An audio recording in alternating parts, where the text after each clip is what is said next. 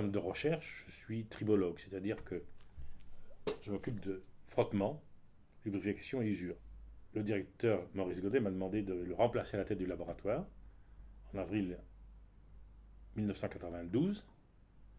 J'ai été directeur de ce laboratoire pendant 10 ans, du département de GMD pendant 9 ans, à partir de 1994.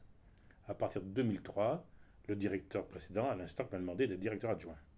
En position de retraite, à partir de 2007, j'ai été référent handicap de la maison. L'INSA étant créé en 1957, les grands profs parisiens ne se sont pas déplacés. Ils sont restés dans leur maison. Et l'enseignement à l'INSA a été pris par des gens qui étaient, disons, proches de la culture des arts et métiers. En 1962, quand Maurice Godet est arrivé, lui venait des États-Unis. Il avait à la fois fait ses études supérieures et sa thèse aux États-Unis, puis il avait travaillé à la Shell en Californie ensuite. Et quand il est arrivé ici, c'est lui qui a orienté les travaux de recherche finalisés par rapport aux entreprises. Alors qu'à l'époque, il y avait une dichotomie entre le monde universitaire et le monde de l'entreprise. Et à mon point de vue, c'est bien ainsi. Et cela m'a beaucoup séduit. Cette dichotomie s'est estompée dans les années 80, au début des années 80. Pour la petite histoire, dans les années 70-72, le laboratoire de mécanique des contacts avait un budget contractuel qui était la moitié de celui de l'INSA. Et Dieu merci, maintenant, les autres laboratoires ont une activité contractuelle importante. La plupart des bâtiments étaient construits, donc les choses ont peu évolué depuis. Elles évoluent de nouveau dans les divers plans pour améliorer le campus, mais il n'y a pas eu de grosse transformation. Autant je me souviens.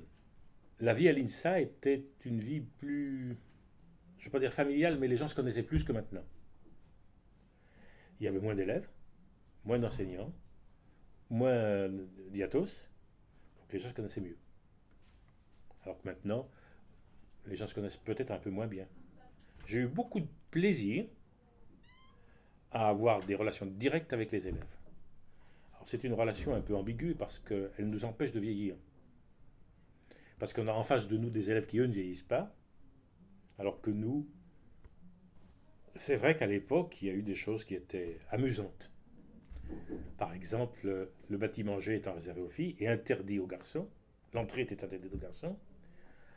Bien entendu que les élèves de l'INSA inventaient un certain nombre de... imaginaient comment pouvoir rentrer dans ce bâtiment.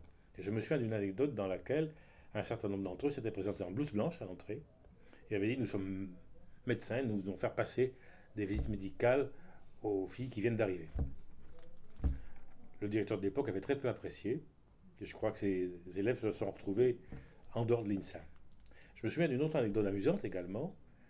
Le directeur du laboratoire avait une Fiat 500. Enfin, c'était plutôt la voiture de sa femme parce que lui tenait à peine dedans. C'était assez grand. Et la Fiat 500 est une petite voiture. Eh bien, nous l'avions montée d'un demi-étage sur le palier intermédiaire. À 5 ou 6, ça se faisait sans aucune difficulté. Et elle passait par les portes. Et quand il est ressorti de son bureau, il cherchait sa voiture. Mais on dit, mais là, elle vous attend au premier étage. C'est des choses amusantes. Des choses parfaitement désagréables, mais de nouveau, c'est la vie. C'est de se retrouver en phase de décès, et en particulier de décès d'étudiants. Et je me souviens plusieurs fois avoir été en face de cette interrogation et d'avoir participé, être allé aux funérailles d'un certain nombre d'élèves. Dieu merci, pas très nombreux, mais enfin ça marque beaucoup. J'ai envie de leur dire, travaillez et soyez fiers d'être dans cette école. Parce qu'elle a prouvé son efficacité, elle a acquis la renommée sur le plan national et international.